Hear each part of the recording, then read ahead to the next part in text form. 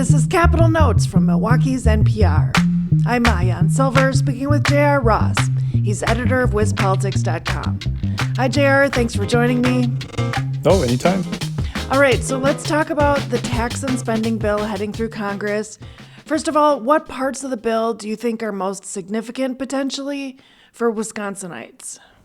Oh, good question. It's interesting because the mix of the cuts that Republicans are trying to pitch as a way to eliminate waste, fraud, and abuse, to get able-bodied adults off of the program and into the workforce, and a crackdown on those who are not here legally that are receiving benefits, whereas Democrats are pitching it as a cut to Medicaid. That's kind of the big messaging fight. The other thing I'm kind of watching is, can Ron Johnson get any changes made to this bill? Johnson has been on a remarkable run lately as in the national spotlight because he said he's not voting for the reconciliation bill without changes. He says he wants pre-pandemic spending. Now, when I talk to people, they don't think you're going to get that far. But the question is, what's the point where Ron Johnson might be happy enough with any changes that he can support it? Conversely, if they make changes to make Ron Johnson happy, will it upset House Republicans? Then it cause a problem over there. So it's a delicate dance right now. Yeah, the bill has passed the House and it's going before the U.S. Senate. You just mentioned Senator Ron Johnson. What are Wisconsin's two U.S. senators' positions on this bill? Well, they're both no's right now, but for very different reasons. Tammy Baldwin, the Democrat from Madison, is saying this cuts too deeply. It benefits the wealthy too much. She wants it rebalanced. She has said she's happy that Ron's a no right now, even though they're not on the same page. Why? For Johnson, it is all about spending, and he's been taking the stand of, I'm not going to vote for this thing, but I can stop this. There are enough people in the Senate who are on the same page as I am that we've got to change this entire thing when it comes to the deficit and make it better. If you read national media, the House Speaker is saying, hey, if you guys in the Senate make too many changes, I've got problems. So there's this interesting dance going on there trying to figure out where that sweet spot is. It's kind of intuitive look at what Johnson did back in 2017. He had problems with the first Trump tax package because of how it treated pass-throughs, the smaller businesses. He wanted to be treated basically equal to corporations. He wanted a tax rate at a certain amount. The bill had another one. They kind of met in the middle. So for Johnson, is he going to have another one where a compromise can get him on board? Or is he going to dig in and say, no, unless you give me everything I want? It's a fascinating look at the kind of power he has or the opportunity to shape this bill that impacts the entire country. And can you give us a little explainer on what the procedure is for this bill to become law? Like, what's the timeline? What are we looking at here? Well, so first, it's a reconciliation bill, which means you don't need to cross a threshold in the Senate to beat the filibuster. Just simple majority is fine. They want to get this done by July 4th, and on the president's desk, that is a very aggressive timeline. The fiscal year ends September 30th. Some national media think that might be more of a realistic expectation when it'll get done, but they have to agree the same bill in the same form in the two houses before to go to the president. So that's the question right now. Can they reach an agreement on what this thing should look like? What happens if they don't by September 30th? Well, then there's all kinds. I don't mean to chuckle, but there's like a cascading number of financial issues. One, spending bills for the fiscal year. Two, the debt ceiling. It goes on and on and on about what's going to happen. And so they've got a number of things to unravel in D.C. to keep the government humming along. And if they don't, then there's all kinds of problems. I mean, just like the debt ceiling, for example, that is in the reconciliation bill. There are certain Republicans who want to take it out. If you don't raise the debt ceiling, we could, in theory, default on our obligations. That would cause all kinds of economic turmoil. It's amazing in Washington, D.C., oftentimes there are big problems like that miraculously work themselves out when deadlines kind of are hit. So we'll see when the real deadlines start to creep up, how willing they are to strike a deal and get something done. And if the bill passes as it's currently written, there would be work requirements for Medicaid. It's the safety net program that provides health insurance plans for low and moderate income people or those with disabilities. Under the bill, beginning at the end of 2026, childless adults without disabilities would be required to work 80 hours per month to qualify for benefits. What could be the impacts in Wisconsin? Well, I don't have good numbers what's happening, who that would impact in Wisconsin, but the arguments are, on the one hand, from Republicans of this is needed to then get people in the workforce because we do have a labor shortage in Wisconsin, like a lot of the country. There are lots of jobs to fill. And Republicans will argue that if you are an able-bodied adult who can work, you should work.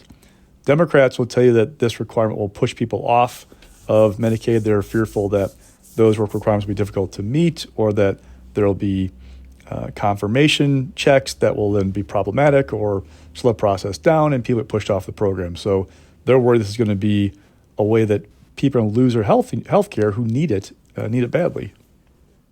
You're tuned into Capitol Notes. I'm WEWM's Maayan Silver, speaking with J.R. Ross, editor of WisPolitics.com.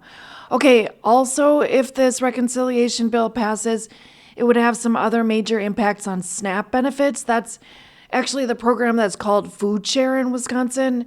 It's a program that provides food assistance to low-income people, and Republicans are trying to cut $230 billion nationally from SNAP.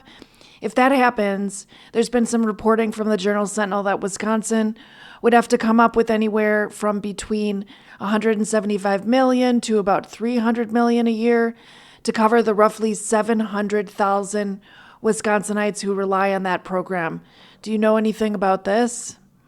Oh, I mean, this is what the House has approved. What's the Senate going to do?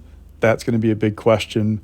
And then, two, if the Senate does sign off on what the House did, how is the state going to respond? Remember, we're in the middle of a state budget process right now, too. The fiscal year for us ends June 30th. Lawmakers, governor, have been meeting to try to work out a compromise, but they need to get something done. Well, they want to get something done by June 30th. It's a symbolic thing to have it done with the fiscal year being over, but they have a lot of uncertainty of like, okay, what's going to happen with Medicaid or SNAP? Like, what happens to those programs? How does that affect what we're trying to do?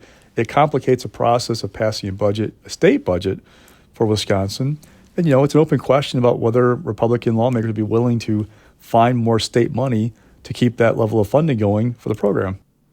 And how would they do that? Like, if these major cuts go through to the federal budget, how would state legislators, and for that matter, the governor, make up for it?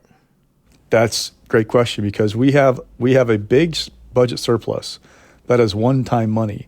And I stress that because if you have ongoing expenses and you use one-time money for ongoing expenses, it tends to cause a hole for you in future budgets you have to deal with. So would they be willing to put a bunch of money in that program to make a long-term commitment if it's not that money isn't going to be there next budget?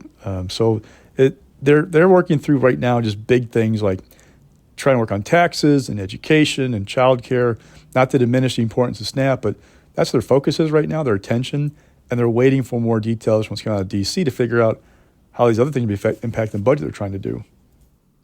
All right, switching gears a little bit, Wisconsin Republicans had their state political convention a few weeks ago, and Democrats are having theirs in mid-June.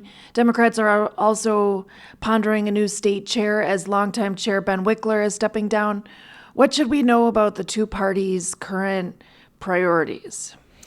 Well, Republicans had a convention, and the big question hanging over that one was, would Brian Schimming, the state party chair, face any kind of a challenge or blowback? Republicans were riding high in November of last year. They won Wisconsin presidential race. They felt great. They were celebrating all that. Then the liberal candidate, Susan Crawford, wins the Supreme Court race in April, and all of a sudden the party is like just aghast. Like, what are we doing? There's a real kind of pall over that party right now about its organization and its performance in off-year elections. It is obvious now Republicans do very well when Trump is on the ballot. It has become the party of Donald Trump. When Trump is not on the ballot, however, they are struggling to figure out how do we win when he's not there. Two, they've got some financial challenges. They are not pulling in nearly as much as Democrats. So how do they fix those? John Liber, state treasurer. Schimming has directed Liber to do a post-mortem of the April election and make recommendations on how to improve things. Liber hopes to have that report done by kind of early July, he told me, so we'll look for that. For Democrats, the question is, what's the best path forward post-Wickler? Wickler has been the best fundraiser we've ever seen Wisconsin state party chair. There's no question. Nobody even comes close to matching him. Now, granted, he had the advantage over some past years of these campaign finance laws in Wisconsin, which allow unlimited donations to the state parties. That's got to be mentioned. But he's been phenomenal in that regard and has a pretty good winning record other than losing the presidential race last fall, right? There are 3 people who have filed to run to replace him. William Garcia is chair of the 3rd Congressional District Democratic Party. Devin Remaker is was previously the political and executive director for the party under Wickler. And Joe Zepecki is a Democratic operative out of Milwaukee. The 2 folks who are watching the most are Remaker and Zepecki. Remaker was endorsed by Wickler. We'll see how that plays. For the most part, people see it as a good thing. Sometimes party activists don't like being kind of like pressured to support somebody, so maybe some blowback to it, but definitely a sign that Wickler thinks Remaker is the best chance. And Remaker is saying, I want to build upon what Wickler did and carry us going forward. Zepecki is looking at more of, hey, we as Democrats got to figure out a better message. Look what happened in November, the problems we have in polls with various constituencies. We need to do things differently. So it's going to be a kind of a question of a change or stay the course election for Democrats when they meet mid-June. And for that matter, you had mentioned Schimming. He didn't ultimately get any blowback, and he's still the party chair for the GOP. Yeah. I mean, Republicans elect their state party chair every 2 years in December after an election, and they do it through their executive committee, which is made up of top leaders from congressional district parties and other folks. He wasn't going anywhere. There's this split with Republicans where they have these different factions, like they call them patriot groups. You've got Trump folks. You've got traditional Republicans who were in the party before Donald Trump came on the scene. They're just not on the same page right now, and they're just kind of unhappy because they've been losing. And so Schimming's fairly secure, but there's definitely a vibe of that party of they want him to pick up the fundraising. They want him to start, Republicans start winning more races. And that's going to be the key for his success going forward. And speaking of a state body where there are races, but there's not one at the moment, but there's a key case before the Wisconsin Supreme Court. It's expected to make a decision soon on a major abortion case.